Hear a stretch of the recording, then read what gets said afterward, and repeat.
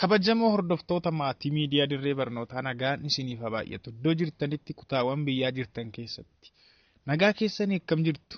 Galata Waaqayyoo an baay'ee nagaa koodha.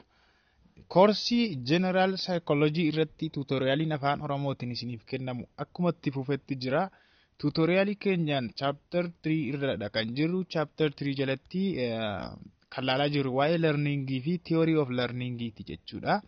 Yeroo darbee waa'ee learning ilaallee turre paartii darbe keessatti the definition of learning ilaallee, hiikaa learning ilaallee, characteristics of learning ilaallee, amaloota learning akkasuma principles of learning ilaallee, gara dhumaarra immoo factors influencing learning ilaallee turre jechuudha.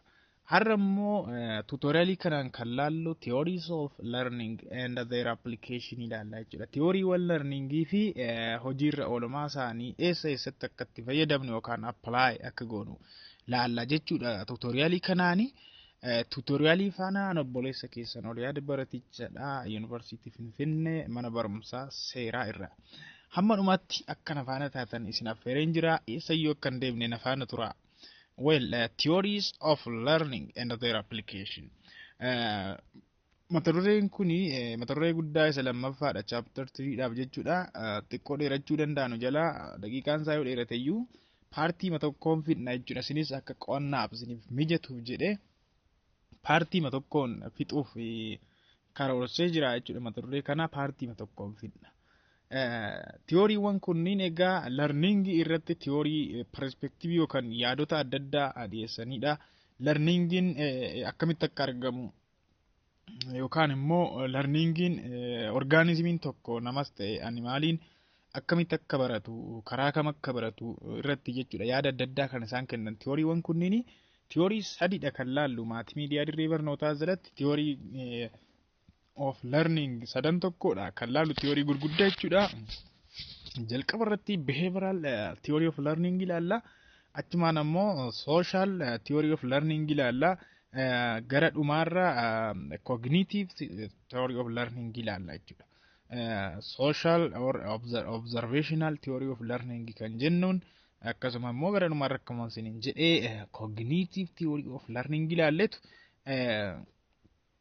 akka kanatti tutorialii keenya goolamna jechuudha. Hamma dhumaatti nafaana tura. Eessayyoo akkana duraan deemne.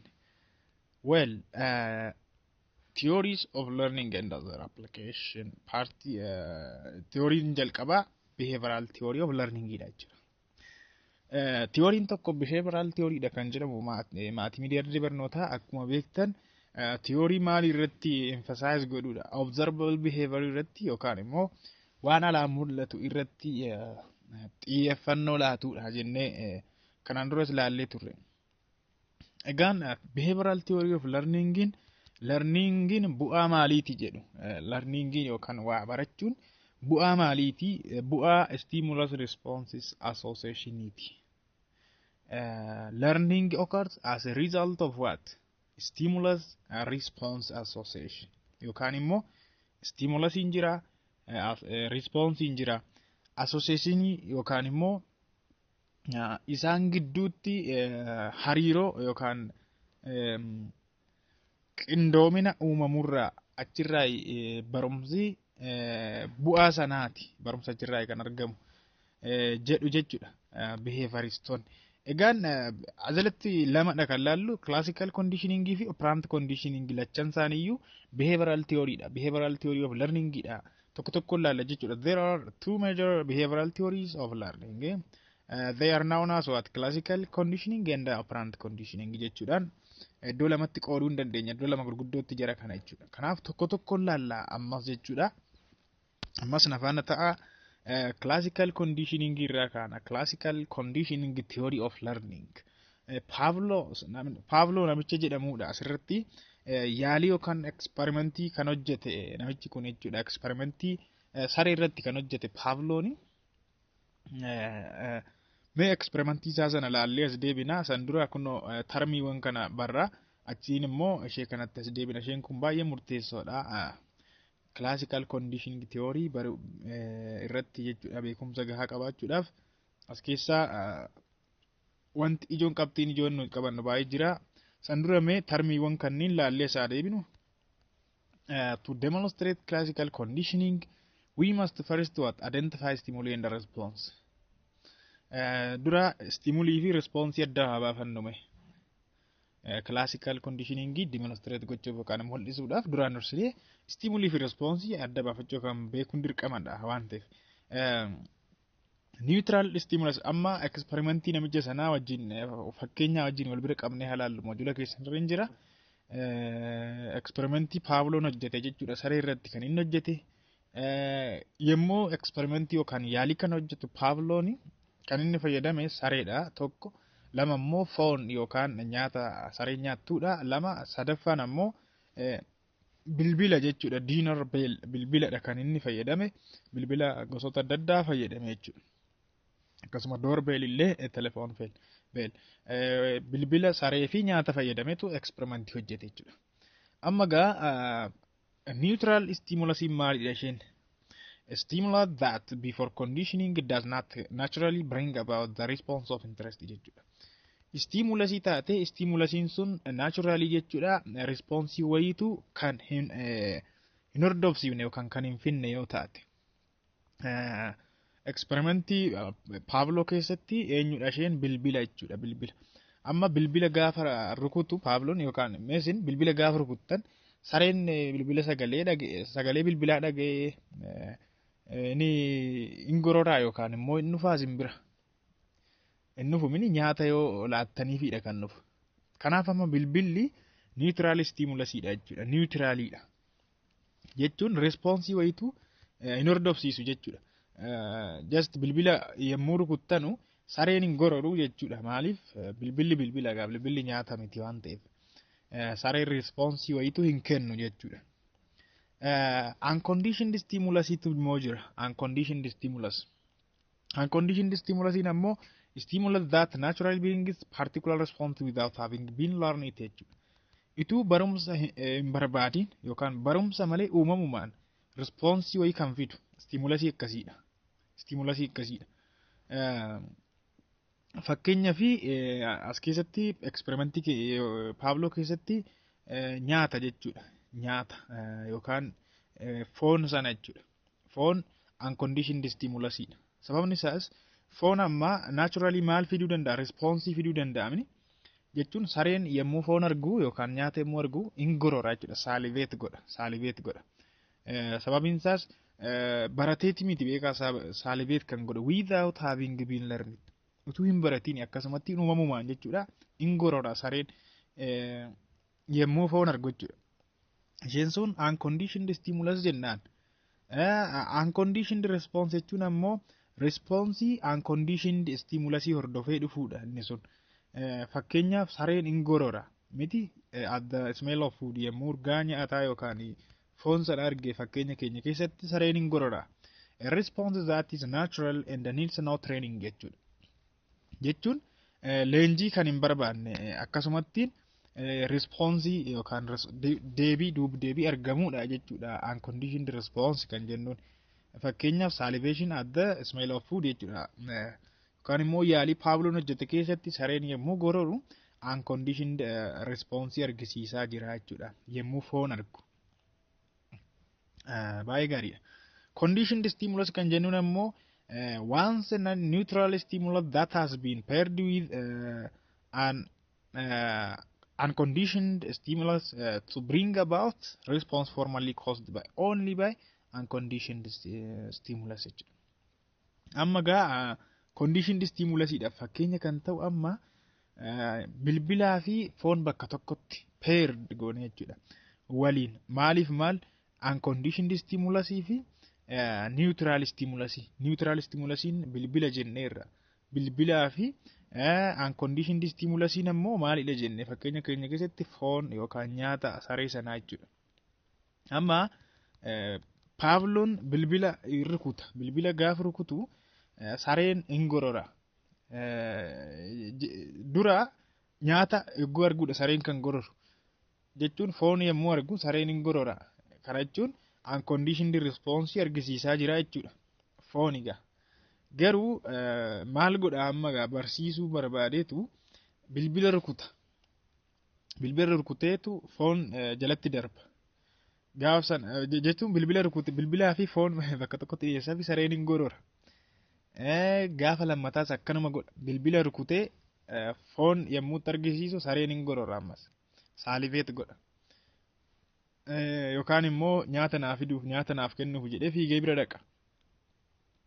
Gaafa sadaffaas akkanuma yoo godhu bilbila rukutee gaafa foon laatuuf sareen hin dhaqa ammas bareera jechuudha argitanii sagalee bilbilaa yoo dhagaye amma foon naaf laachuuf jedheetu dhaqa jechuudha namicha bira.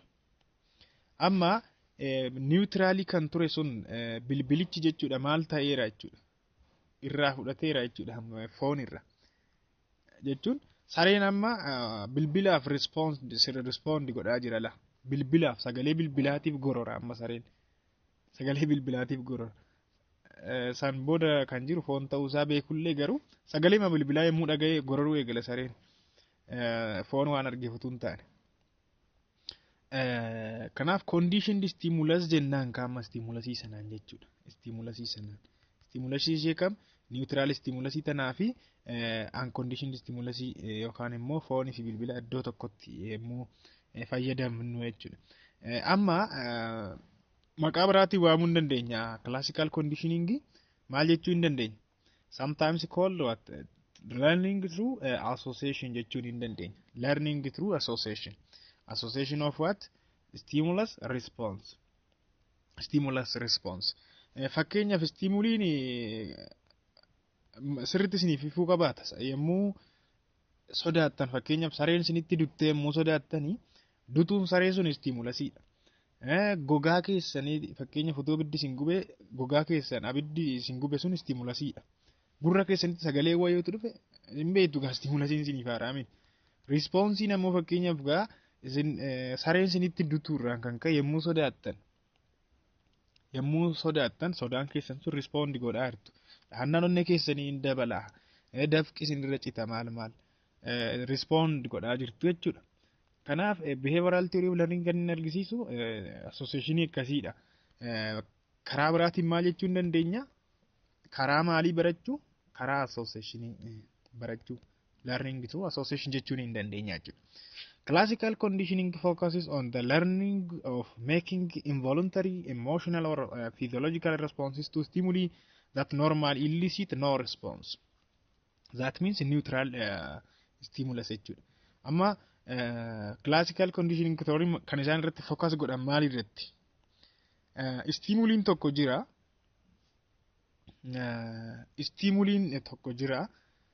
Stimuliin sun duraan maal hin kennu ture no responsii wayiitu hin kennu ture normally jechuudha naturally responsii wayiitu hin qabu ture does not bring about response jechuudha.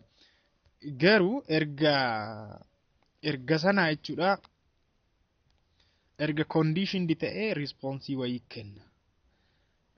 Mee fakkeenyaaf yommuu sodaattan akkamtaa qaamni keessan dhahannaan onnee keessanii faan dabala hin hollattu faamini.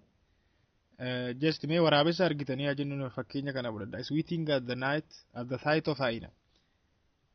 Jechuun waraabessa fuuldura namni dhaabatee hin hollanne jira dheen yaadu.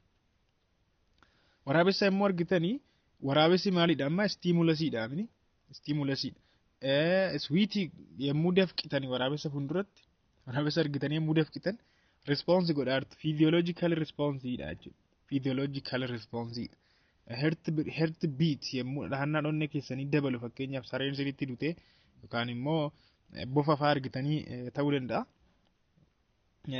Heart beating keessan yommuu dabalu physiological response kennaa jirtu jechuudha mitire. Yaa salivation fakkeenyaaf akkuma yaalii Paavloo keessatti sareen amma foon maalidha jenne stimulasiidha jenne. Gaafa foon argu sareen salivate godha yookaan ingorora jenne mitire. Kanaaf kan isaan irratti focus godhan involuntary emotional or physiological response irratti. Maqaa biraatiin involuntary maqaa biraatiin substitution learning jechuun hin dandeenya. Maqaa biraatiin. In short, classical conditioning sometimes called what? Substitution learning jechuun hin dandeenya. Maaliif substitution learning jenneeni?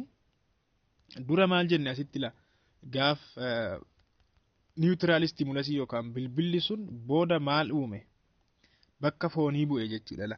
Dura foontu sareen akka gorodu taasisa ture miti.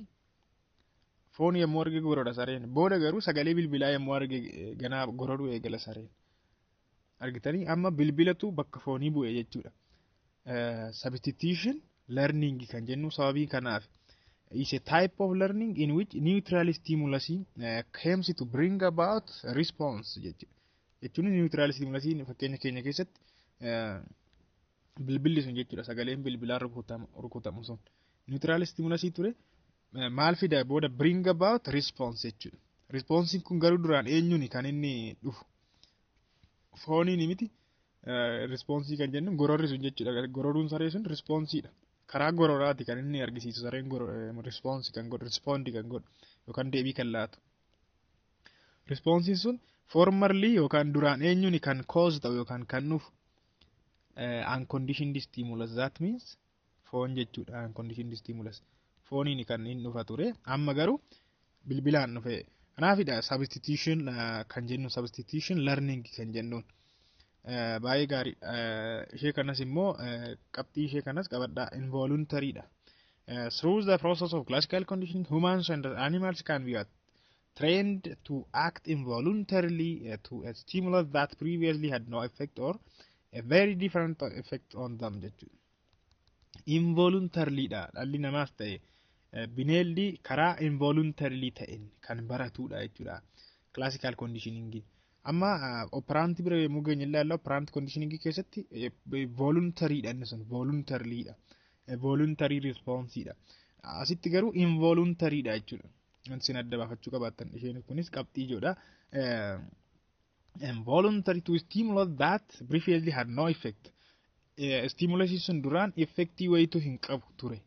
Fakkeenyaaf bilbila keenya neutral stimulus turte effectii wayitu hin qabdu.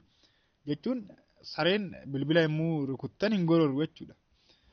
Yookaan immoo waan biraas tarii sodaata ta'e immoo effectii biraati kan qabu. Or very different effect jechuun effectii biraa qabaachuu danda'a tarii bilbila sodaachuu danda'a malee foon naa kennan jedhee hin gororu jechuudha.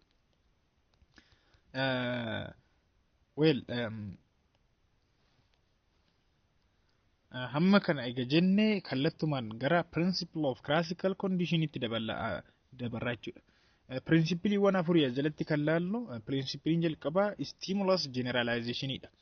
Stimulus generalization kan jennuun maatii miidiyaa dirree barnootaa is a process in which stimuli that are similar to the original stimulus begin to produce the same response jechuudha.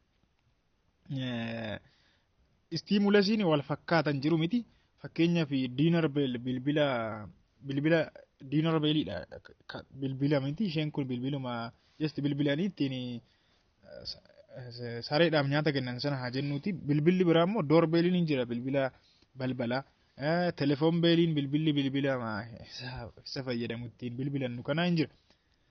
Yookaan immoo ringin toonii jedha bilbila keessan keessa sagalee wayii iyyuu sagalee bilbilaa kan fakkaatu kan iyyuu jechuudha. Stimulus generalization jechuun gaa jarri kun amma similaariidha laala stimuliiwwan kunneen similaariidha. Oriijinaaliin dinner bellidha oriijinaaliin. Sareen gaafa dinner belli gaafa dhaga'uudha duraan saaliveet kan godhumin bilbiluma isa bilbiltanii booda nyaata laattaniif sana jechuudha. Booda garuu sareen sagaleema bilbilaa hamma dhaga'u bilbila fedhes haa ta'u bilbiluma silkiima keessaa illee haa iyyuu iddooma fe'eeyyuu haa iyyuu sagalee bilbilaa hammuma dhaga'u sareen gororuu eegala. Generalize godheera jechuudha. Hundumtuu waanuma foon sagaluma bilbilaa akkuma dhaga'in waanuma foon isaaf laatan itti fakkaata jechuudha. Isin galeeraa miti? Gaafa doorbeelis gaafa dhaga'u telefoon beelis haa dhaga'u sobdaniitti mallee utuu sagalee bilbilaa fakkeessitanii mallee afaaniin itti siiqsitaniifaa sagalee bilbilaa fakkeessuu hin dandeessoo ta'e generalize godheera jechuudha. Hundumtuu dinner belli itti fakkaata jechuudha saree sanatti generalize godheera. Kun pirinsipilii jalqabaati. Pirinsipilii lammaffaan stimulus discriminationidha. Stimulus discrimination ammoo faallaa kana adda baafata. Doorbelii fi dinner belli adda baafata. Telefoon belli adda baafata. Just amma hundumaaf hin hawwaatu jechuudha yookaan immoo hundumaaf hin gororu. Yommuu diinar beeliin qofti iyyitedha kan inni saaliveet godhu yookaan gororu kan eegalu jechuudha. Is the ability to differentiate similar stimuli. Amma similar stimuli fakkeenya keessatti diinar beelii fi diinar beelii doorbeel or telefoon beel kan jennuun wal fakkaatu sagalee wal fakkaataa qabu garuu adda addaadha mini jar similar not the same. Stimulate respond only to specific stimulus. Specific stimulus immoo kamidha kan original stimulus diinar beelii jechuudha. Kanaaf diinar beelii qofaaf oowwaata jechuudha kaan jala handida. Kun bilbila silkii keessaa iyyaa jirti jedha. Isheen kun immoo alaa balbala irraa iyyaa jirti lakki isa rukutanii nyaata naaf kennan sanaa miti jedhee adda baafata differentiate godha. Stimulus discrimination principle jennaan isa kanaan. Asitti garuu walii wallaala beeka sagaluma bilbilaa haa ta'u qofa gororuu eegala. Asitti garuu tokko qofaaf gorora hundaaf hin gororu discriminate godha jechuun hii maqaamta isaayyuu hin ibsaa miti. Principle inni sadaffaan extinctionidha. Extinction maqaama isaarraa akka hubattan imbada jechuudha. Imbada extincta. If conditioned stimulus is repeatedly represented without representing the unconditioned stimulus, that means meat, the conditioned response will diminish and eventually stop occurring. Kana jechuun fakkeenyaaf isinii bilbila qofa rukuttu foon hin dhiyeessitaniif yoo ta'e sareen hin dhufa sagalee bilbilaa gaafa dhaga'een dhufa gaafa jalqaba sinamanii dhufa gaafa lammataas in bilbiltuu foon hin dhiyeessitan duwwaa masaa sareen ammas hin dhufa gaafa sadaffaas bilbila hin bilbiltuu foon garuu hin jiru amma gaafa sadaffaa sareen abdii kutatta jarritu calliittee mana goyoomsaa jirtiidha. Kanaaf ekstiniikti ta'aa deema dhumaa deema jechuudha. Jechuunis sareen gororuu yookaan simbira dhufuu dhiisa jechuudha. Akka goyoomsaa jirtan gaafa baru. Gaafa maal gootan conditioned stimulus sana conditioned stimulus jechuun bilbila sana jechuudha. Erga barsiiftaniin booda. Presented without presenting the unconditioned stimulus. Unconditioned stimulus kan jennuun immoo miitiidha foon sana jechuudha. Foon malee bilbiluma qofa rukuttanii yoo waliin peeriidhaan dhiyeessuu qabdu beekaala. Conditioned stimulus kan jennu peer ta'uu qaba foonii fi maal bilbila walii wajjin jechuudha kan dhiyeessuu qabaattan. Yoo kana achi dhumaa deema jechuudha gaafa foon biraa hafu sareen amma hin dhiisa jechuudha gororuu dhiisa. This process is called extinction jennaan. Garuu hin bada jechuu miti. Hin bada jechuu miti. Ishee kanas jala muradha. It does not eliminate it. Hin badu gaaf tokko recover ta'uu danda'a. Deebi'uu danda'a jechuudha gaaf wayi. Kanaaf principle arfaffaan maalidha? Spontaneous recovery jennaan. Spontaneous recovery. Kana jechuun battalatti deebi'uu hin danda'a gaaf tokko jechuudha. Spontaneous recovery is the re-emergence of an extinguished conditioned response after a period of rest and with no further conditioning jechuudha. Jechuunis amma ganaa duuba kaatanii barsiisuun isin barbaachisu. Hin beekaa duru kanaaf just amma akkaataa mata'een akka deebi'u gochuudha. For example, if the dog responded to the dinner bell after experience of extinction by salivating jechuudha. Jechuun deebi'ee gororuu danda'a gaafa wayii gaafa erga extinct ta'e yookaan immoo erguma badee booda gaafa wayii akka tasaa deebi'ee gororuu danda'a jechuudha. Sareen kanaan spontaneous recovery principle jennaan. Principle of conditioning classical conditioning ilaalleerra jechuudha. Amma kan nuafu behavioral theory inni lammaffaan operant or instrumental conditioningidha. Maqaa biraatiin instrumental conditioning jechuun hin dandeenya. Operant conditioning also called what? Instrumental conditioning. Instrumental conditioning is learning in which a voluntary response is strengthened or weakened depending on its consequences. Consequence yookaan bu'aa argamurratti outcome argamurratti hundaa'e responsiin tokko voluntary jechuudha. Fedhiimaan yeroo jabaatu yookaan yeroo hir'atu yookiin just yeroo dadhabaa dhufu yookaan yeroo jabeeffamuudha jechuudha. Inni kun voluntary responsiidha beekaa. Sun involuntaryidha. Fakkeenyaaf mee isin yeroo waraabessa argitan dhahannaan onni keessaniin dabalanii waraabessa immoo argitan. Stimulasiin waraabessa sanadha dabaluun dhahannaan onni keessanii immoo responsii argamudha. Amma onni keessan immoo dabaluu involuntaryidha jechuudha. Sababii yoo sodaattanii involuntary physiological response kennaa jirtu. Asirratti garuu voluntaryidha jechuudha. Operant conditioning asirratti fakkeenyaan ammas kan laallu fakkeenya nuti fudhannu badhaasadha rewardii jechuudha. Waa'ee reinforcementii ilaallaa keessatti bal'inaan punishment illee ilaalla jechuudha jalatti. Ammas nafaana tura. Kanaaf maalirratti kan depend ta'uudha jechuudha consequences isaa irratti desirable consequences yookaan outcome gaarii yoo ta'e jabeeffama miti. Injabeeffama yoommoo outcome hin taanedha ta'e inni weekend ta'uu qaba jechuudha laaffifamuudha qabaata. In operant conditioning the organism response operates or produce effect on the environment. Okay, amma garaagarummaa classical conditioning fi operant conditioning ilaala. Garaagarummaa inni jalqabaan akkuma isin jedhe voluntary versus involuntary dha.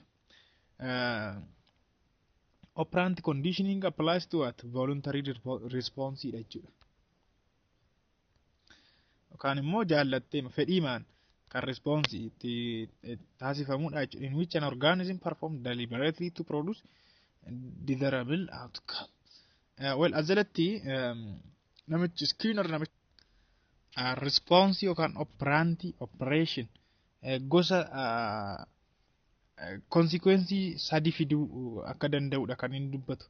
Response or operant can lead to three types of consequences jechuudha. Consequences sadi hordofsiisuu danda'a. Response tokko jedha Skinneri. Consequences jalqaba neutral consequences dha. Neutral consequences dha. Inni lammaffaan ammoo reinforcement, inni sadaffaan punishment dha jechuudha. Neutral consequences kan jedhamuun Skinner consequence that does not alter the response jechuudha. Response maal gochuu kan hin dandeenye iddoo bakka bu'uu kan hin dandeenye. Isheen sun neutral consequences dha. Ishee lammaffaan ammoo reinforcement dha. Consequences lammaffaan reinforcement fi punishment dha bal'inaan kan laallu jechuudha. Reinforcement jechuun maal jechuudha? Strengthens the response jechuudha. Afaan Oromootiin literally maal haa jennu reinforcement jajjabeessituu yookaan immoo jajjabeessuu haa jennu reinforcement reinforceridhaan immoo jajjabeessituu haa jennuuti.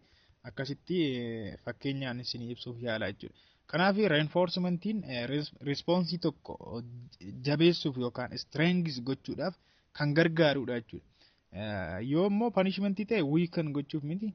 Weaken gochuuf. Kanaafidha asitti kan jenne strengthen or weakened depending on its consequences jechuudha. Yoo reinforcement ta'e consequences sun strengthened ta'a yookaan immoo yoo punishment ta'e weakened ta'a jechuudha consequences. Kanaaf reinforcement jechuun a reinforcer is any event that increase the reoccurrence of behavior jechuudha. Reinforcer yookaan jajjabeessituu kan jennu maa jechuudha.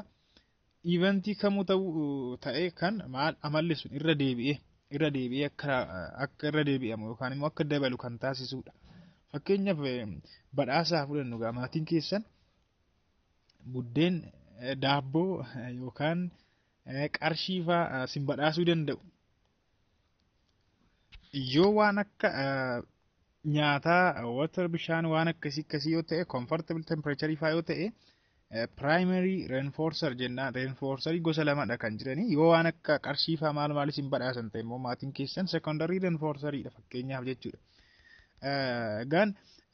There are two basic types of reinforcer jajjabeessituu yookaan reinforcer gosa lamadha kan jiru.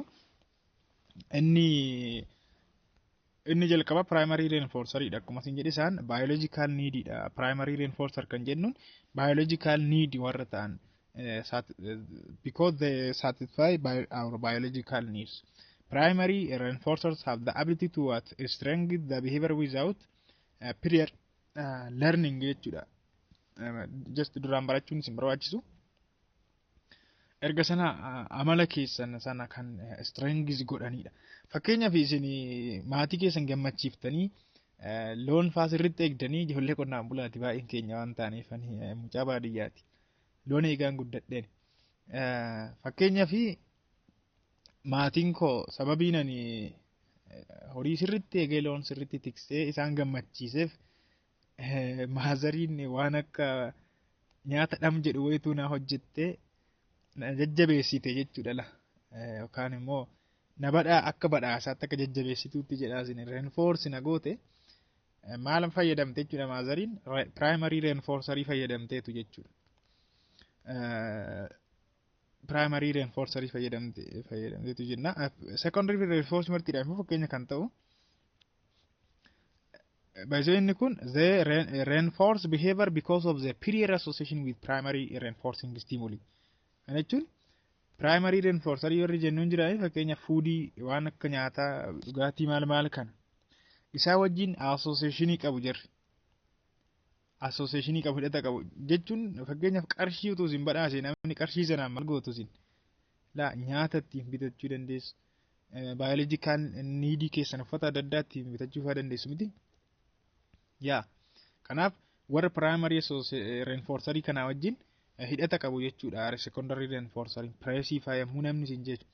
Kanaafidha amma application isaa asumaan laalaa deemna fakkeenya keessatti barsiisaan yommuu isin qabxii gaarii fiddan yommuu isin tokkoffaa baatan yommuu dhibbaffaa baatan barsiisaan yeroo isin jajjabeessu yeroo isin jaju yeroo isin jaju jechuudha.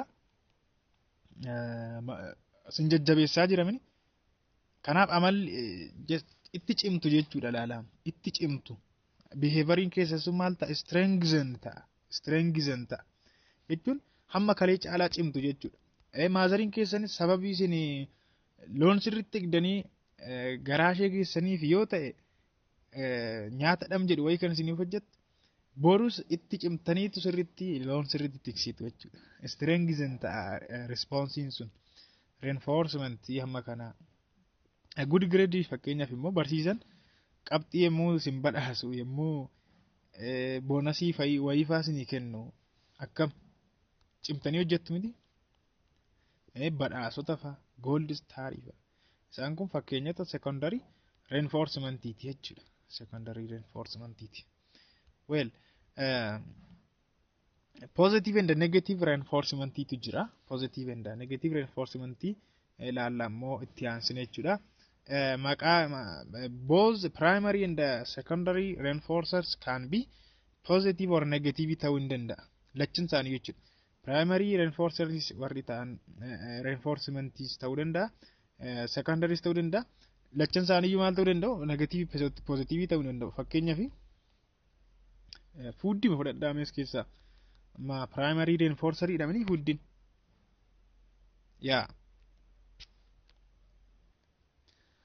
Waan akka manii faa fakkeenyaaf immoo secondary reinforcerii dha.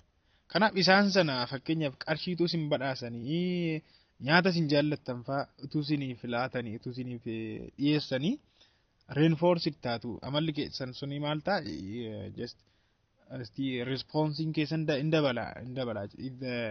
Kanaaf positive reinforcement kan jennu is the process whereby presentation of stimulus makes behavior more likely to reoccur jechuudha. Likely to occur again jechuudha. Irra deebi'ee amalli sun behavioriin sun akka raawwatu kan jajjabeessan jechuudha. Positive reinforcement jechuun fakkeenya keenya keessatti amma asii qarshii fudhannee turre manii jechuudha. Manii namni manii yookaan preesiis haa ta'u badhaasa adda adda badhaasa kamuu haa ta'u sababii isin waan gaarii tokko gootaniif badhaafamtan miti yookaan isin jajjabeessuu jechuudhumtuyyuu gara fuula duraa akka itti fuftanii hojjettaniidha. Amalli keessa sun akkuma kanatti akka itti fuftan yookaan immoo sarra waan caalu akka hojjettan increase and even that increase the reoccurrence jenne of behavior amalli sun akka dabalu jechuudha. Inumaayyuu hamma duraanii caalaa waan gaarii akka hojjettaniif badhaasni kan kennamu yeroo baay'ee. Kanaaf positive jechuun response stimulusii sana dhiyeessuudha kaa'ama.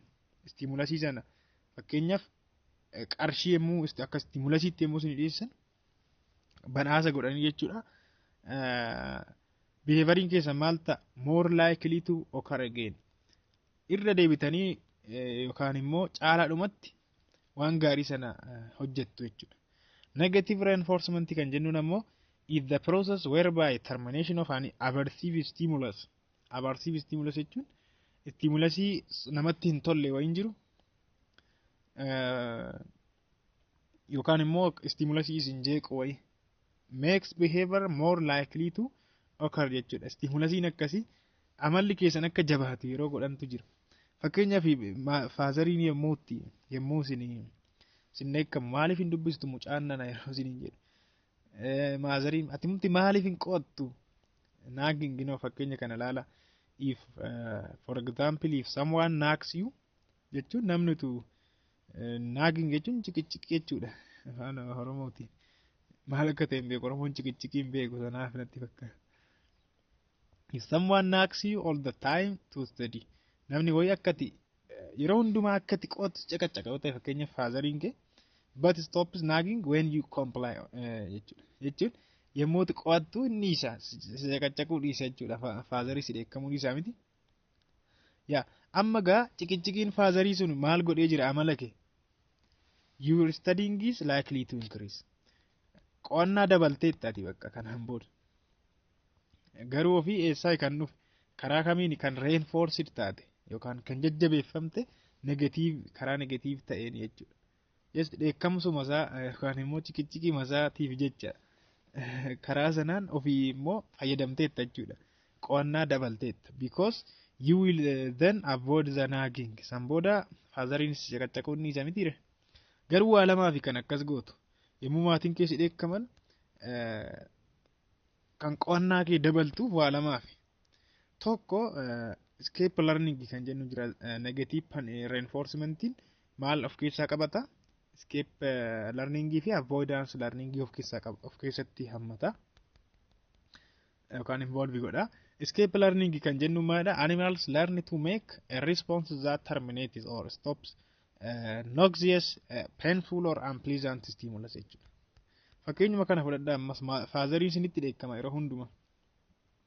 Amma escape gochuudhaaf yookaan dheekkamsa isaa sana cikicikii masaa sana baqachuudhaaf jechuudha. Ilaala. Animals ofiima keessan fudhadhaa ammas nama jechuudha. Fudhanna animaaluma garuu nusi learn to make response that terminates dhaabuuf jechuudha ofirraa dhaabuuf.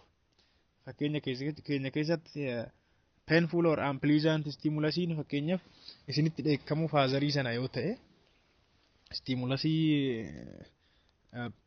nama dhukkubsu wayiidha mini stimulusii namatti hin tolleedha. Namni dheekkamsa jaallatu jira. Isinitti tola amma faazariin yommuu isiniin lolu isin unpleasantidha stimulusiin suni yookaan isiniin loluun isaasu. Kanaaf gaa amma isa sana dhaabuuf jechuudha gartanii dheekkamsa isaa sana ofirraa dhaabuuf jecha yookaan immoo jalaa baqachuu escape jechuun jedhuyyuu baqachuudhaan yaa karaa baqachuudhumaaf jechuudha kan akkas gootan. Tokko immoo lammaffaan immoo avoiding learning which refers to learning to avoid painful noxious stimulus prior to exposure jechuun fakkeenya faazariin keessan halaalaa dhufaa jira asii mana jirtu halaalaa dhufaa jira mana hin geenye ta'aa jirtu duraan qo'achaa jirtan just faazariin akkuma halaalaa dhufuun ituunni dhufee manatti dhufee maaliif teessaa maaliif yookaan maaliif taphattaa hin qottu utuunni siin jedhee sitti hin eekkamin daftee kitaaba kee kaafatta. Period to exposure jechuun ituu wanti sun hin raawwatiin jechuudha. Stimulus noxious or painful stimulusiin sun ituu hin raawwatiin fakkeenya keenya keessatti faazarii utuu sitti hin eekkamin daftee yommuu qo'attu avoidance learning jennaan. Schedules of reinforcement ilaalla maatii miidiyaa dirree barnootaa itti aansine schedule of reinforcement sagantaadhaan maal gochuudha jajjabeessuu haa jennu afaan oromootiin sagantaadhaan jajjabeessuu haa jennuuti. When a response is first acquired response in yeroo dura argamu maal ture learning is usually most rapid barachuun yookaan learningin baay'ee ariifataadha jechuudha yeroo jalqaba responsii wayii baran yookaan argannu. If the response is reinforced each time occurs jechuudha bakka schedule responsiveness jechuun reinforced Responsiin sun yemmuu yeroodhaan sagantaadhaan jajjabeeffamee akka jechuuti. This process is called continuous reinforcement jennaan. Haala walitti fufaa ta'e maal gochuu? Jajjabeessu. Haala walitti fufaa ta'een yoo jennu gosoota afuriidha kan laallu asirratti kun karaa afuriin jajjabeessuu hin dandeenya. Kan ammoo just partial or intermittent reinforcement kan jennuun afuriidha. Arfan isaanii ilaalla jechuudha asirratti. Iskejuuliiwwan yookaan sagantaaleen kunniin gosa afurii kan baafnu kun waan tokko reinforce gochuuf jajjabeessuu fi isaan kanas fakkeenyaan kan laallu ammas hamma dhumaatti qalbiidhaan hordofaa. Fixed ratio scheduleidha. Schedule of reinforcement inni jalqaba. Fixed ratio. Ratio maal ta'een dhaabbataa ta'een badhaasu reinforce gochuu jajjabeessu. Reinforcement occurs after a fixed number of reinforce. Reward fudhanneetu kan laalu fakkeenya nuti fayyadamnu badhaasa fakkeenya fudhanneetu kan fayyadamnu. Kanaaf reinforcementiin kun occurs after fixed number of response. Fakkeenyaa fi yeroo baay'ee kan itti fayyadamu employersiidha. Warshaa keessatti yeroo waa oomishan warshaan tokko yeroo waa oomishu hojjettoota isaatiif tooftaatti kaffaluudha. Fakkeenyaaf nama kophee oomishu tokko kophee maashinii oomisha kophee mee haa jennuuti nama kophee oomisha namichi tokko haa jennu kophee 10 gaafa oomishu namicha sanaaf qarshii 100tu kennama. Kophee 20 gaafa oomishu 200tu kennama. 30 gaafa oomishu 300tu kennama. La fixed ratio dha dhaabbataadha ratioon isaa ratioon kaffaltii isaa dhaabbataadha. Kanaaf reinforcement akkasiiti jechuudha. Fixed ratio schedule kan jennuun fixed ratio schedule of reinforcement kan jennuun haala fixed ta'e haala dhaabbataa ratio dhaabbataa ta'e. Kuni advantagein isaa maalidha? Produce high rate of responding. High rate of responding jechuun responding yookaan immoo responding olaanaa uumuu danda'a. Fakkeenyaaf namni kamuu qarshii hin quufu isin hin beeku malee namni qarshii argatee hin quufu namichi kophee 10 gaafa oomishu 100 argata jenneerra isa qofa oomishee naafu 20 oomishee 200 argachuu barbaada. Gaafa ishiis oomishee immoo 30 oomishee 300 argachuu barbaada. Akkuma kanatti 60 oomishee 600 argachuu barbaada. Kanaaf responding godha jechuudha. Haala ariifataa ta'een yookaan haala olaanaa ta'een respond godha jechuudha namichi. Yeroo baay'ee kan fayyadamu akkuma isiniin jedhe productivity dabaluuf jechuudha. Amma argitanii namichi san keessa productivity warshaa dabaleera kophee 60 guyyaa takkatti fa'aa oomishuu danda'a jechuudha. Inni qarshii ofiitiif kan daddafee oomishu garuu namoota kobilistoonii hojjetan fa'aas immoo fakkeenya fudhachuu hin dandeessu. Well, variable ratio schedule dha. Reinforcement schedule hin bira. Variable ratio kan jennuun immoo ratio akkamiiti? Ratio jijjiiramaa ta'e. Ratio jijjiiramaa ta'een badhaasuu yookaan reinforce gochuu jajjabeessuu jechuuti. Reinforcement occurs after some varying number of reinforcements jechuudha. It produces what? Faayidaan isaa mee dura fakkeenya yoo isiniif haa kennu. Variable ratio schedule irratti just kophee ammas haa jennuuti. Kophee 10 gaafa oomishu qarshii 100. Kophee 20 gaafa oomishu amma kophee 20 gaafa oomishu sila akka fixed ratiotti maal argata? 200 argata miti.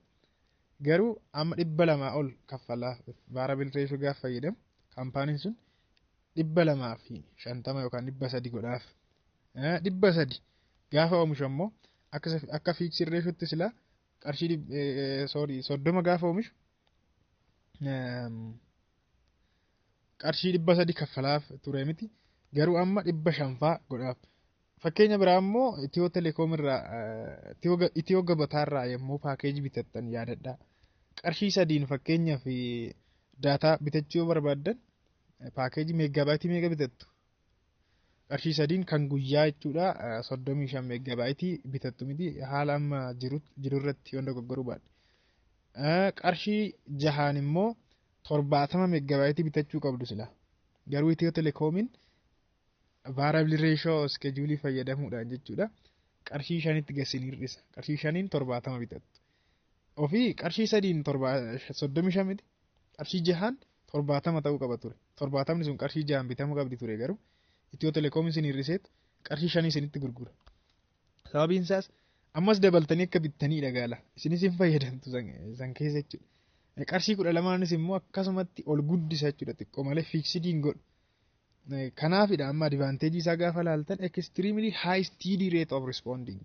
Itiyoo Telekoominis fayyadamnaan miti kan fayyadamaniif.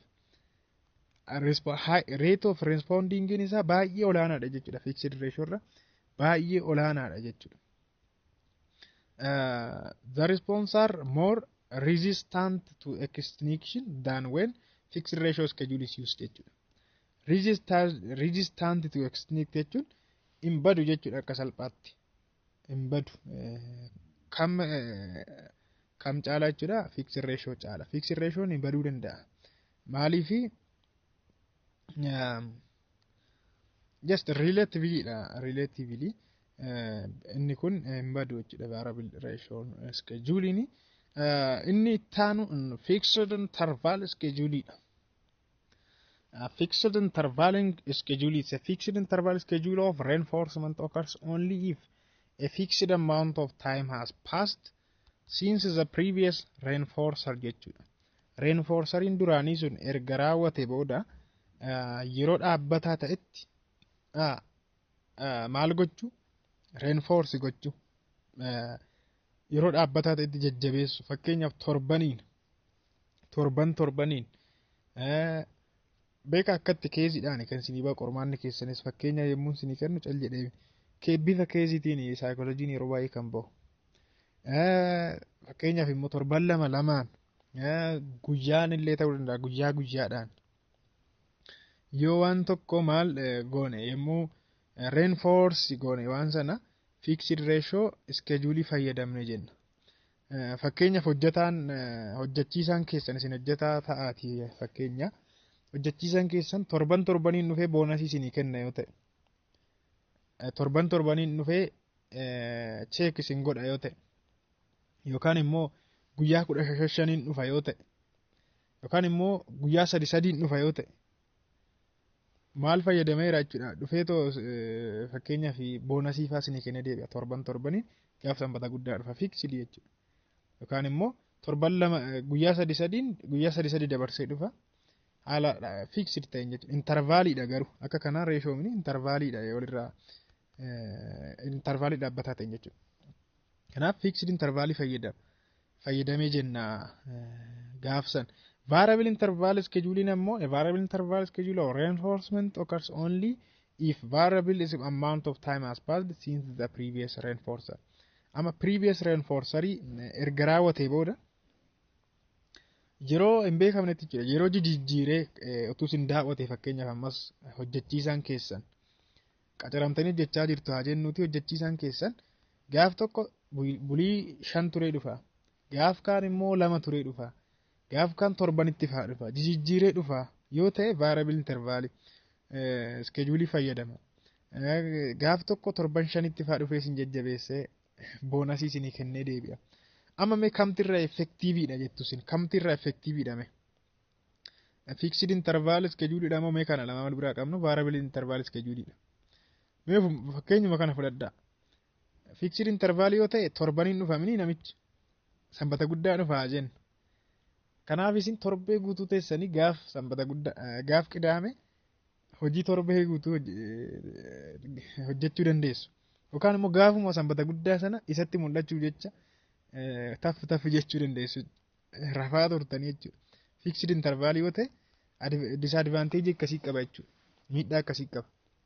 Variable interval yoo ta'e immoo ammas fakkeenyuma kana fudhadhaati namichi gaaf dhufu hin beektan torbanitti guyyaa 3 booda dhufa yookaan boruu dhufa yookaan guyyuma tokkottu gaaf 2 deebi'uu danda'a waan ta'eef yeroo isinitti dhufu hin beektan waan ta'eef hojii irratti jajjabaattu jechuudha. Kanaaf inni kun more effectiveidha jechuudha. Isa kanatu irra faayidaa qaba karaa sana irraa wayyaa jechuudha. Fakkeenya biraas immoo itti dabalachuu barbaaddan imeelii keessan guyyaadhaan kan check gootan yoo ta'e fixed interval schedule fayyadamaa jirtu. Yookaan immoo yoo gaaf tokko guyyaa lamaan gaaf tokko guyyaa sadiin check gootu yoo ta'e emailii keessan variable intervalii fayyadamaa jirtu jenna jechuudha. Consequensiin inni sadaffaan punishmentidha akka Skinner jedhutti consequensii lama laallee jirra mitiire. Consequensiin jalqabaa neutral consequensii laalle responsiin tokko consequensii sadii hordofsiisuu danda'a jedhe Skinneri. Consequensii akkamii neutral, reinforcement and the third one punishment ilaalla ammoo jalatti. Amma jechuun wanti isaa maal jechuudha? Adabbii jechuudhaani afaan Oromootti kallattii literally gaafiittan adabbii akka jechuuti. Fakkeenyaaf maatiin keessan yeroo isin adaban yaada. Stimulus is a stimulus that weakens the response or makes it less likely to recur jechuudha.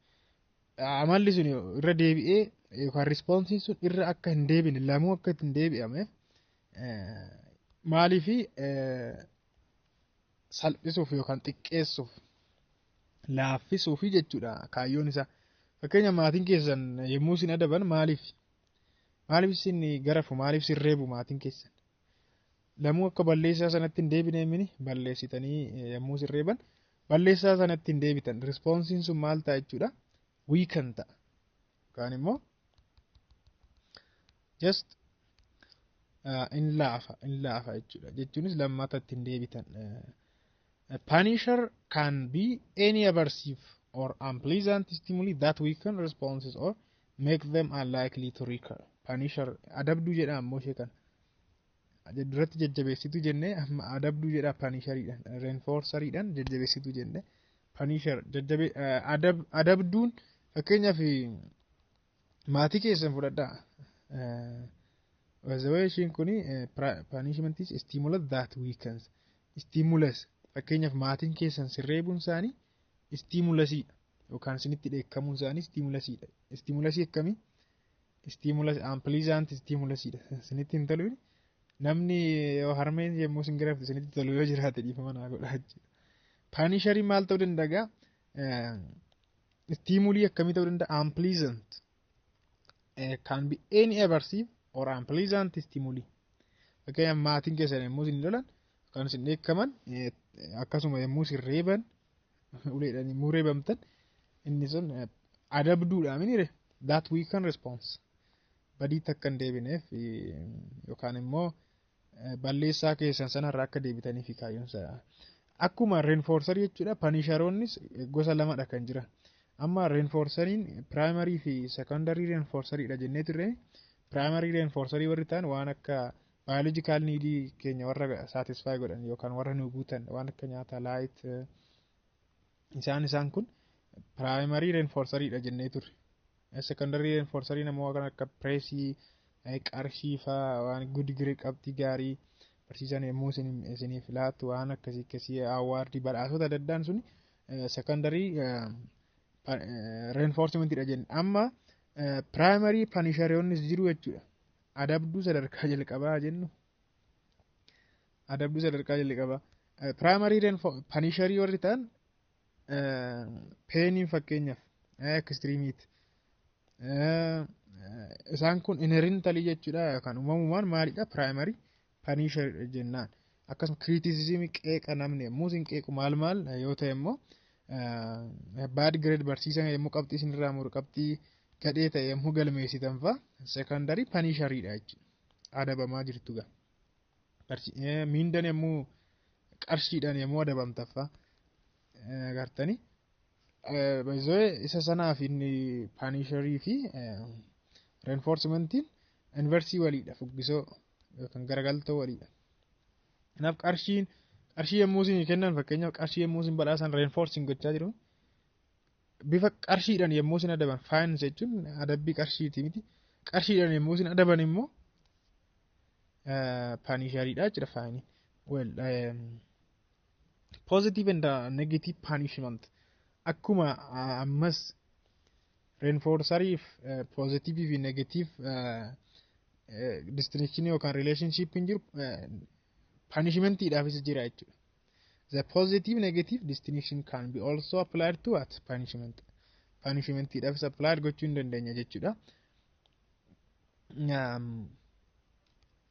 Ishee kana immoo diyaagiraamii keessan diyaagiraamii wayii ilaaluu hin dandeessu moojila keessanirra qorumsa irratti sin gargaarti waan ta'eef diyaagiraamii wayiin jirti achirraa sirriitti ilaalaa jechuudha.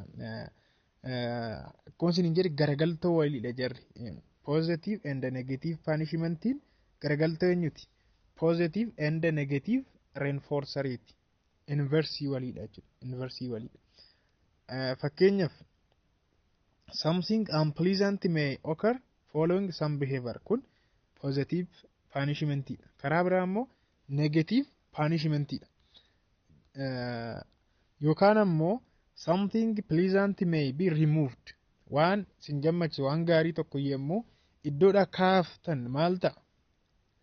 Negative punishmentii ta'a yookaan immoo positive reinforcementii ta'a. Waan unpleasant ta'e waan namatti hin tolle tokko yemmuu akka raawwatu kan akka occur godhu gootanoo maal ta'a? Akkuma sitti jenne positive punishmentii yookaan immoo negative reinforcementii ta'a. Garagaltoo waliidha jechuudha jarri.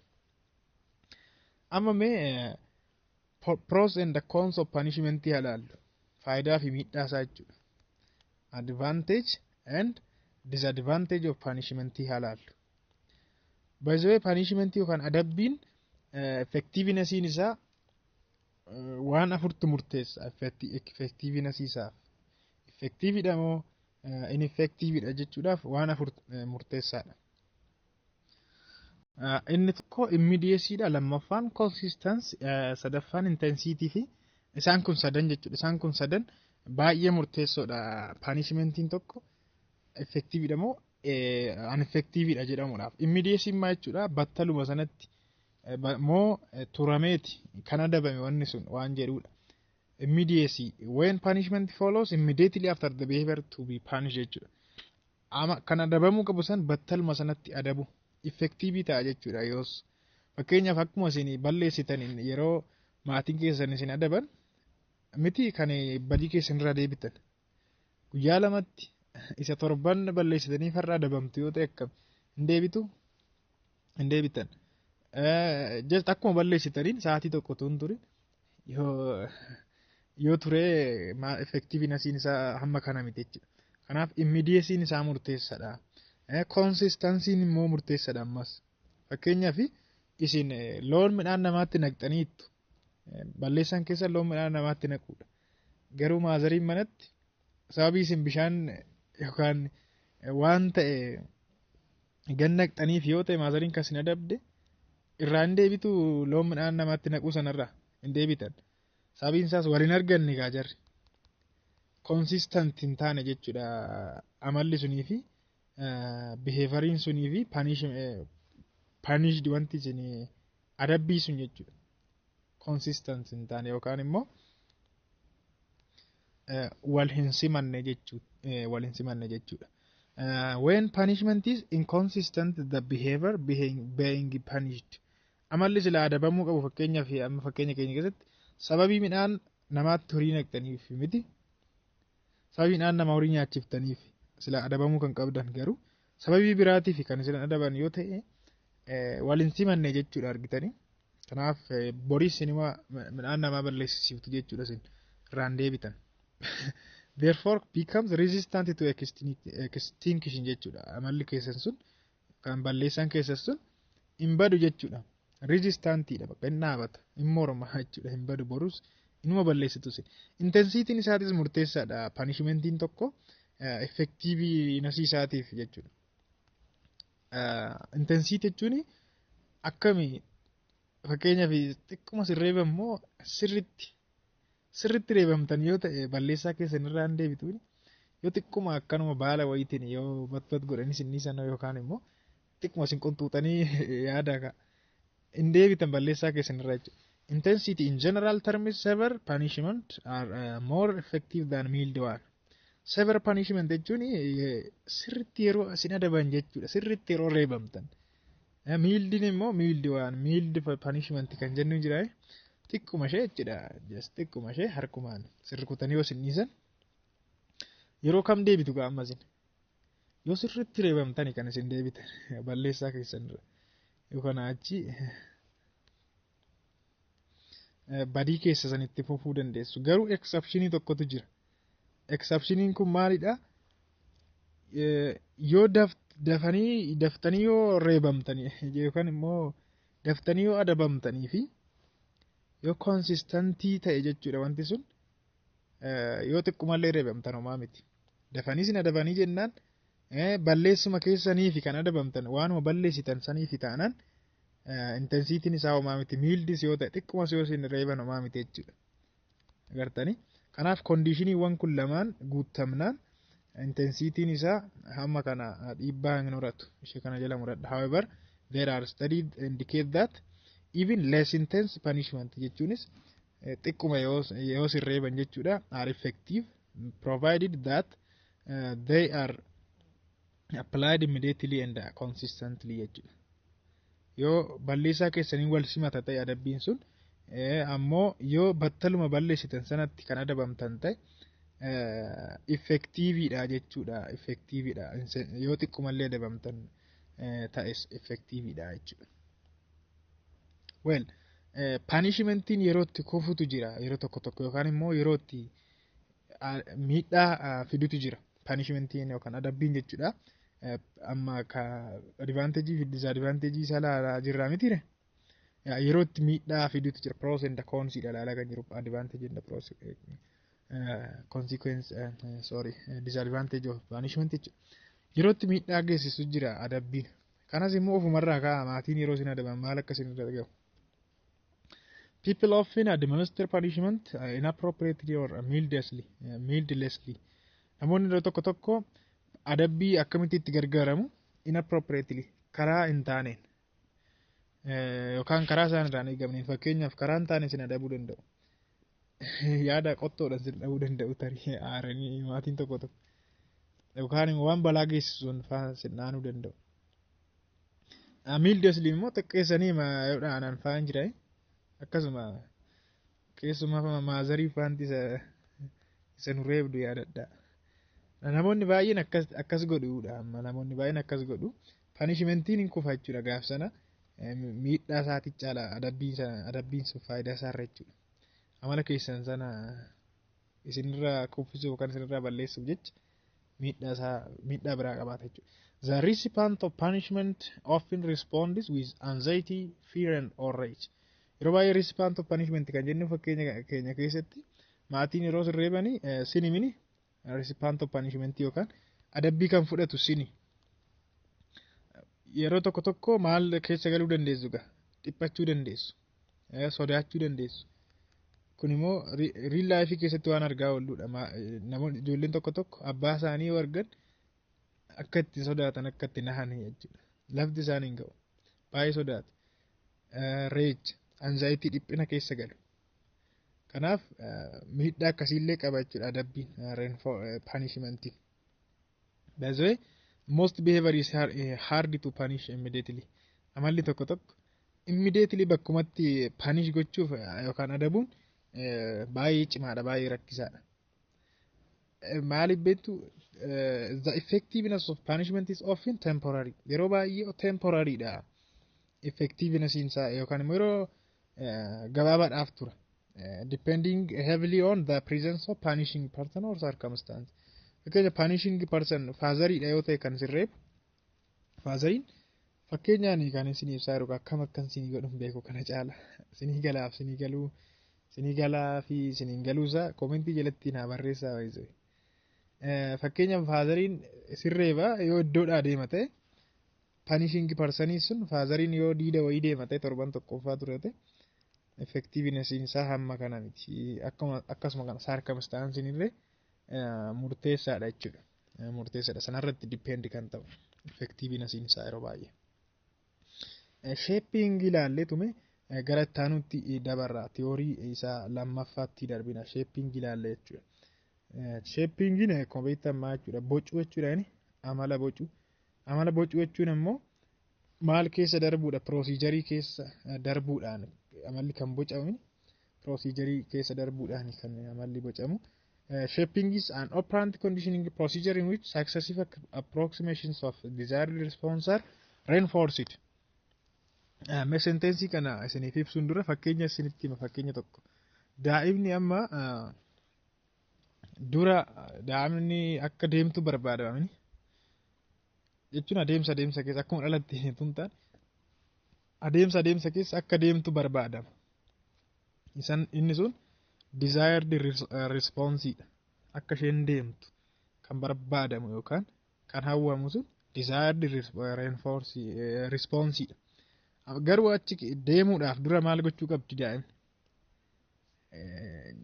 Garaadhaan lafarra lootii dura jechuudha.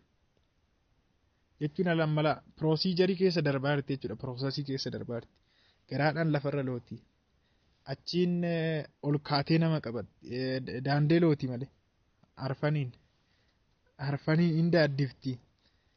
Achiin ol kaatee nama qabatti. Dhumarra of dandeessee dhaabatti jechuudha. Desired response fiddeetti jechuudha. Amma gaa maal keessa dabarte? Final. The response that you reinforce on the way to the final one are called what? Successive approximation jennaan. Successive approximations kan jennuun fakkeenya keenya keessatti daandeloo garaan foqoquun ishee ol kaatee daaddisuun ishee ol kaatee nama qabachuun ishee maal sun successive approximation jechuudha isaan sun. Haala walitti fufaa ta'een beekaa. Successive approximation jennaan. Kanaaf shapingiin operant conditioning akkasiiti gaa. Shapingiin jechuudha. Shapingiin yookaan shapingiin jaa. In shaping what? You start by reinforcing tendency in the right direction. Gara kallattii sirriitti maal gochuu? Reinforce gootee yookaan jajjabeessuudhaan gara kallattii sirriitti geessu. Kallattii sirrii desired hin jedhame final desired kan outcome ni dhuma fakkeenya keenya keessatti daa'imni sun akka deemtudha. Then you gradually require response that are more and more similar to the final desired response. Riitanii gradually adeemsa keessa itti dhiyaachaa deema jechuudha yookaan wal fakkaachaa deema isa outcome isa dhumaa sanaan. Fakkeenyaaf yemmuu isheen foqoqxu daa'imni sun gara hajjan yemmuu foqoqxu yookaan garaan yemmuu foqoqxu sorry. Deemuu ishee itti dhiyaachaa jira. Yemmuu immoo daaddiftu xiqqoo ittuma dhiyaachaa deema wal fakkaachaa jira. Are more and more similar. Amma ol jettee immoo nama qaqqabattee adeemtu ammas itti dhiyaachaa deemte jechuudha. Deemii itti dhiyaachaa deemti dhumarra final desire bira geessi jechuudha. Shapingin operant conditioning akkasiiti jechuudha. Application of the behavioral learning theory fakkeenya keessatti baay'ee isaanii kaafnee jirra. Moojula keessa irraa dubbisaa sa'aatiin keenya baay'ee deemaa jira. Garuu yeroo baay'ee mana barumsaa keessatti waan itti gargaaramnudha. Dhiphina barataa tokko dhiphina keessaa baasuuf yeroo itti gargaaramnu fa'aatu jira.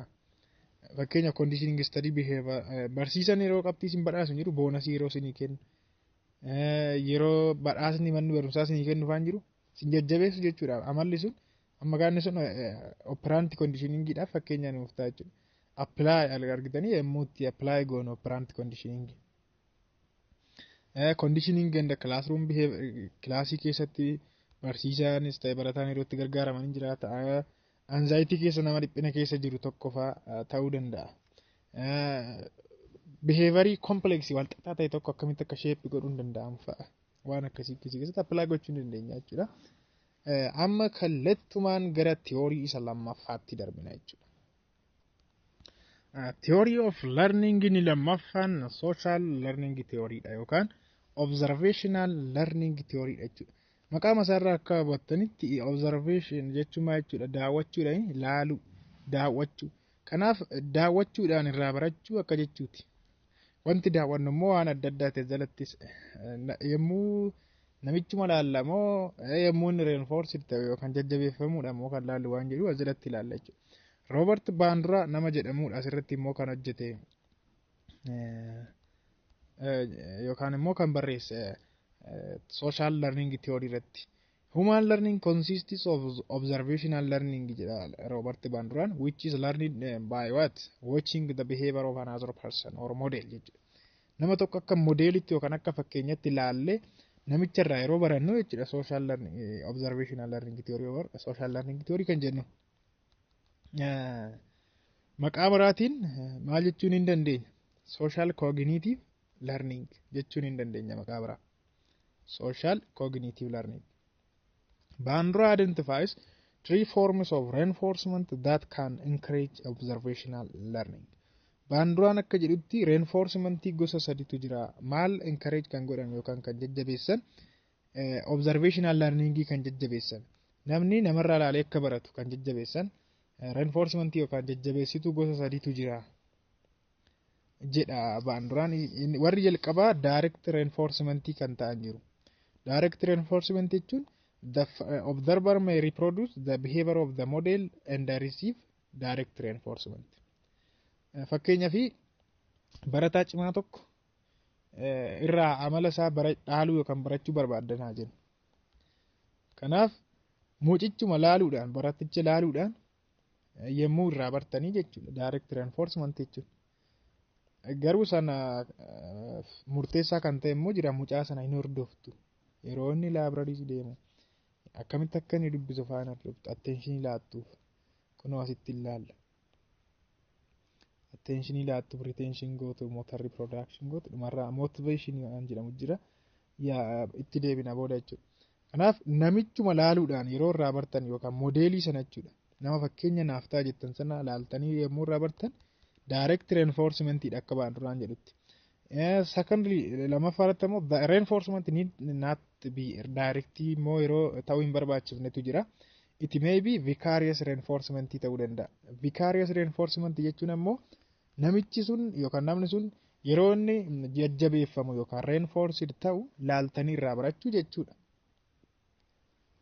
Fakkeenyaaf ammas baratichi yemmuu badhaafamu yemmuu manni barumsaa baraticha badhaasu argitanii sanaan booda isinis barataa cimaa ta'uuf kakaatu jechuudha. Reinforced ta'aa jirtu argitanii garuu reinforced ta'aa kan jirtan karaa maaliitiin amma vicarious reinforcement jennaan isa sana.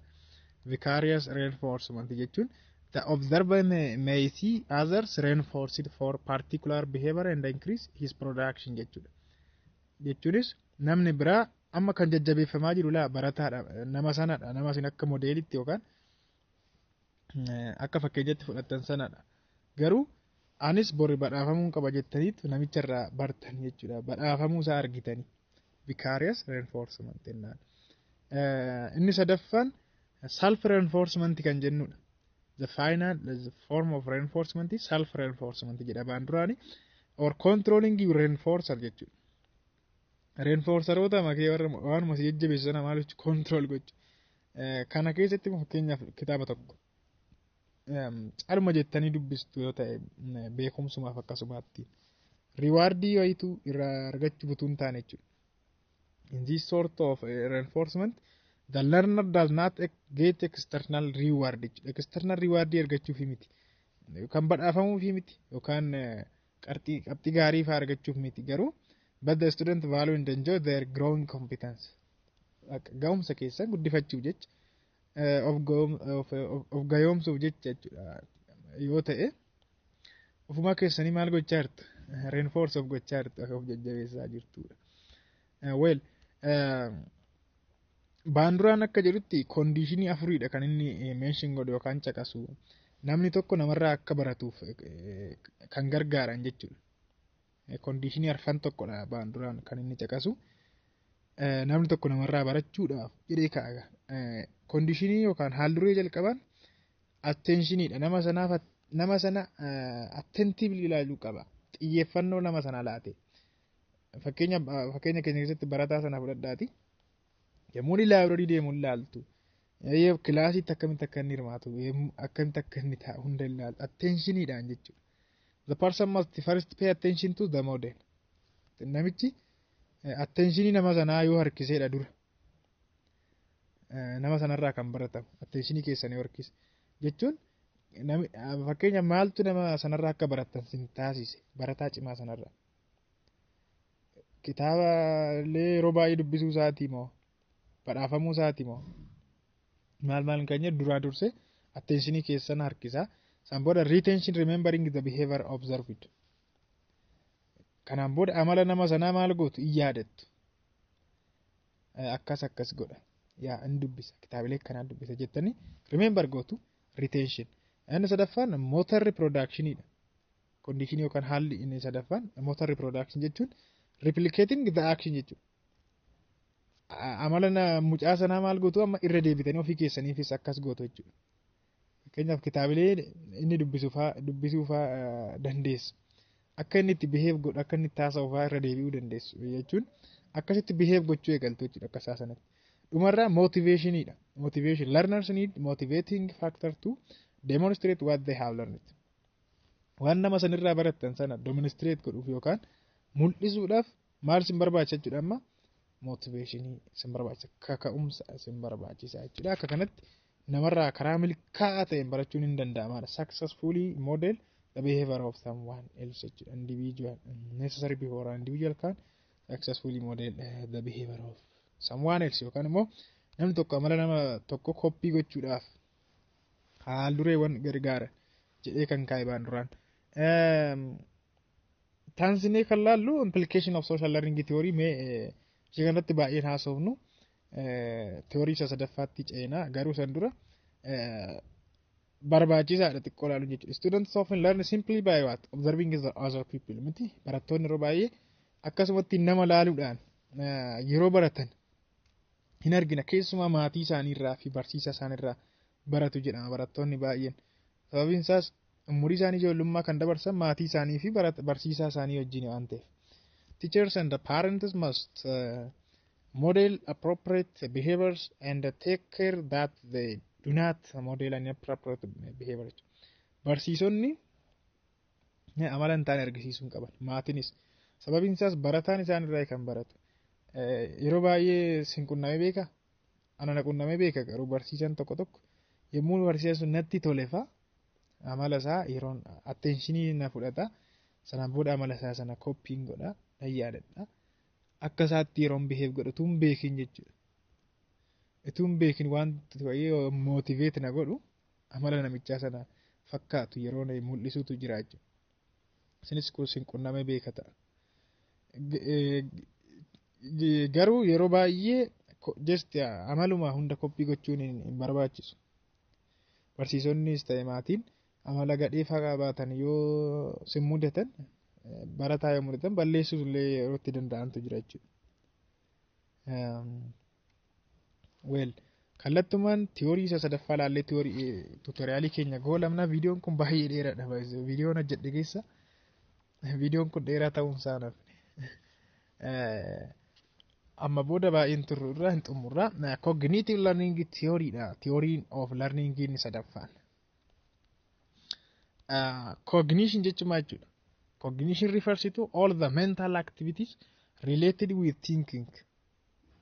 Hojii sammuutii waa wal qabatuudha inni cognition jechuun. Waan akkamii? Waan akka yaaduu, beekuu fa'a. Akkasuma activity waan akkamii kan of keessaa qabu perceptionii fi memory. Memory forgetting chapter 4 jalatti sirriitti ilaalla. Chapter 4 keessatti perceptionii immoo laallee irraa miti. Chapter darbe keessatti. Waan akkasii kan of keessaa qabatudha cognition kan jennuuni. In both a classical conditioning and operant conditioning maal jennee turre? Emphasis yookiin xiyyeeffannoon isaanii maal irratti? Observable response irratti jennee irraa miti. Jarri lachuu behavioral theory of learning dha waan ta'eef.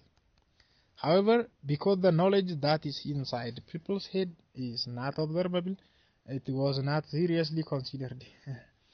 Yeroo tokko garuu beekumsi sammuu namaa keessa jiru wanti jiru mul'ata. Beekumsi sammuu namaa keessa jiru mul'atu.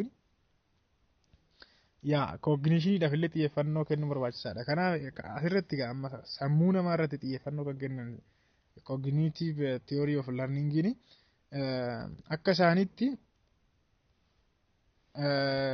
lamaan kana laallee hagoolamnoo koo laatentii fi insight learning jechuudha. Fakkii isaan kana lamaanii kan laallu jalatti cognitive learning occurs in the mind. Barumsi yookaan learningiin eessatti kan raawwatamu jedhu sammuu keessatti. Independent of any clearly defined association or consequence. Akka operant conditioning yookaan immoo classical conditioning jedhan consequence associationii wayitti nuumini yookaan immoo akka operantitti consequenceedha. Consequence yookaan associationii wayitti nuumini. Beekumsi sammuu namaa keessatti uumamaa jedhu.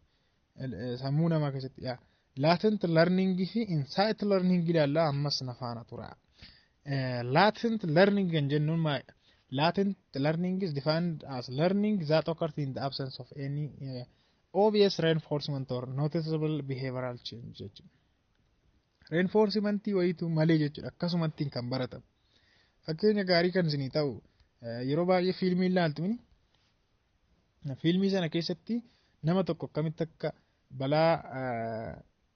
balaa elektirikii oolchan, balaa bishaanii oolchan fa'aa fiilmii sana keessatti injira haa jennu. Garuu fiilmii sana kan laaltasin akkamitti akka nama elektirikiin qabe baraaran, akkamitti akka nama bishaanitti bade baraaran fa'aa barachuuf miti bashannanuufi kan laaltasin. Garuu gaaf tokko akka carraa daa'imni wayii bishaanitti baddeetu daa'ima sana bishaan keessaa baraartan. Beekumsi keessan amma daa'ima bishaan keessa baraaru eessaayyuu hin barreessin. Fiilmii sanarraa baratan beekumsa laatan techumti maqaan sama jechuudha. Dhokachuu jechuudha. Sammuu keessan keessa dhokatee taa'eera la. Beekumsi sun jechuudha. Fiilmii irraa hin argitan sun. Latent or hidden jechuudha. Learning is said to be latent or hidden because it is not exhibited. Of hin mul'isu beekumsi keessan sun jechuun bishaan keessa seentanii daa'ima sana du'a oolchuun yeroo bira hin beektan garuu unless reinforcement or condition of some kind is introduced to reveal it. Wanti isa mul'isu tokko hamma dhufutti jechuudha. Of hin mul'isu beekumsi sun. Jechuun amma conditionin maalidha as keessatti fakkeenya keenya keessatti daa'imni sun bishaanitti dhaquudhaan conditionin yookaan haalli wayii mudateera. San booda beekumsi keessan gaafsa mul'ate jechuudha. Kanaan dura mul'atee hin beeku. Kanaaf latent learningiin akkasidha. Tolmaan nama jedhamudha. Hantuuta irratti hantuuta gruppii sadiitti qoodee experiment yookaan yaalii kan hojjete. Gruppii A jedhee warri qoode gruppii A always found food at the end of the maze. Kunoo maze jechuun kunoo karaa wal xaxaa kanadha. Asii kan ka'an hantuunni asii ka'u dhumarra nyaatatu jira. Amma rat A jechuudha hantuuta sadiidha kan inni fayyadamee yaalii hojjete. Rat A always found food at the end of the maze. Yeroo hunduma rat A quickly jechuudha rat A dhumarra nyaata argatti. Dhumarra nyaata argatti. Rat B never found food. B'n immoo hin argitu nyaata hin argattu. Rat C found no food for 10 days but then found food at 11th day. Gaaf guyyaa 11ffaa argatte siin ammoo hantuunni siin. Guyyaa 10 homaan argine numa joorti. Gaaf guyyaa 10 garuu nyaata argite. Kanaaf bakkumatti karaa kana xumurte barte bakka siintu jechuudha. Rat A quickly learn to head straight to the end of the maze without going blind unless. Sababni isaas rat A ni amma reinforcementiidhaan ila kan isheen argite kan isheen barte karaa sana. Karaa sirriin kam akka ta'e kan isheen barte reinforced waan taatuuf yookaan primary reinforceriidhaan jechuudha foodiidhaan nyaataan. Siin garuu guyyaa 10 fi argine gaaf guyyaa 11ffaa argite gaafuma sanaan fitte isheen hunduma karaa sana baay'ee kan maal sin ajaa'ibudha jechuudha raatii siin gaafuma dhumaa sana gaafuma 11ffaa sanaan hamma een barte sana barte jechuudha. Namoota tokko hin beektu gaafa sadarkaa gadii jiran elementary gaaf jiran baay'een danda'an barumsa. Gaafa high schoolii galan namoota toppii ta'an bakkumatti warra beekumsa duraan hin qabne hunda kan qabaatan warra dakaa tokkoffaa ba'aa dhufe wajjin walqixa isaan iyyuu kan caalan. Beekumsi isaanii gaafa wayii kondiishinii wayii yommuu dhufu kan reveal of godhu jechuudha dhokatee ture. Isa sanidha latent learning kan jennuuni. Inni dhumaa insight learningidha. Insight learningin ammoo tasa kana mul'isu jechuudha. Tasa kana mul'isu yoo jennu it is a cognitive process whereby we reorganize our perception of a problem. Conditionii irratti miti kan inni depend ta'u. Fakkeenya gaarii kan isin ta'u insight learningidhaaf yeroo tokko namoonni fakkeenya kana isiniif kaasu sometimes for example people even wake up from sleep with a solution to problem that they had not been able to solve during the day. Namoonni guyyaa guutuu furmaata rakkoo barbaada, rakkoo wayiitiif furmaata barbaada, rakkatanii rafu. Ganama garuu akkuma carraa jechuudha furmaanni dhufaaf billiceedha jechuudha fuulduratti insight learning kan jennuuni tasuma kan siif ifu jechuudha. Tasa kan siif ifu yookaan immoo aha experience jechuun hin dandeenya isa akkasii sana aha experience akkana tureedha jettu akkas godhuun qabaadha jettu tasa siniif ifamee fakkeenya tana laala asirratti amma jaldeettiin kun duraan iddoo kana dhaabattee asirratti waa hawwiti akkamittan buufadha asirra koree jetti iddoo kana bakka furmaatan qabattee mattee taa'aa turte gaafa wahii garuu jechuudha turaftuufaa ta'uu danda'a tu karaa deemtuun beeku garuu yaanni dhufeef jechuudha bakkumatti kan guyyaa meeqa itti dhamahaa turte yaanni solushiniin dhufeefi jennaan asirra waa walirra naqxee gabaabumatti asirra baate fudhachuu dandeessa jechuudha bilokkeetti fakkaata waan isheen walirra naqxe. Fakkeenya kanas immoo ilaala jaldeettiin kun asumaa hixatti dhaabattee guyyaa meeqa yaaltee dadhabde waggaa 5 ta'uu danda'a. Garuu ajaa'ibaa kana furmaata argachuu hin dandeenye. Muuzii kana fudhachuu hin dandeenye asii. Gaaf tokko garuu akkuma tasaa yaanni dhufeefi jennaan walirra naqxee ishee kana asirra dhaabattee salphaatti muuzii kana harka ofiitiin fudhattee ulicha lafa goote jechuudha. Kanaaf insight learning kan jennuun beekumsa tasa nuufiif wayii jechuudha. Kanaaf amma gaama jechuudha karaa sanaanis beekumsi hin argama akka jechuuti. Tasa hin dhufa beekumsi. In typical insight situation where a problem is posed, period follows during which no apparent progress is made. Then the solution comes to us suddenly. Suddenly, bakkumatti jechuudha suddenly ariitiidhaan kan sii dhufu furmaanni waan sanaa jechuudha. Isa kana ammoo aha experience jechuun hin dandeenya. Tutorialiin keenya learning theory of learning irratti ilaalle walumaa gallisaa kana fakkaata. We have reached the end of the document. Egaan asirratti tutorial keenyaan kan laalle theories of learning sadiidha kan laalle jalqabarratti behavioral learning theory laalle achumaan ammoo observational learning theory laalle dhumarra cognitive learning theory kan laalle kana fakkaata jechuudha. Tutorialii faana obboleessa keessan wallaalticha oliyaad baratichadha. Miidiyaa dirree barnootaatiif haaraa warri taatan subscribe gochuudhaan maatii keenyatti dabalamaadha. Karaa immoo telegiraamii miidiyaa dirree barnootaa join godhaati. Maateriyaaliiwwan barnootaa achirraa buufadhaa beekumsa waliigalaa achirraa karaa sanaan argattu. Telegiraama miidiyaa dirree barnootaa jechuudha. Chaanaalii hin jira. Warri join godhe warri hin beekne yoo jiraataniif. Akkasuma immoo karaa miidiyaa adda addaa hordofuu dandeessu. Sooshaal miidiyaa adda addaa karaa feesbuukii fa'aa oliyaad baraticha jedheetu jira profailiin kootii yookaan immoo kun baanarii irra hin jira as baanarii irra hin jira baanarii miidiyaa dirree barnootaa irra jechuudha. Linkiin hin jira achiin seentanii adda godhaatiin hiriyoonfadha. Baay'ee sin jaalladha saba qashtii nan akkatti sin jaalladhu be. Sababii sin jaalladhuuf hamma kana beekumsa ishee xiqqoo kana isiniif share kan godhe jechuudha malee baay'ee bareem baay'ee beekeen miti.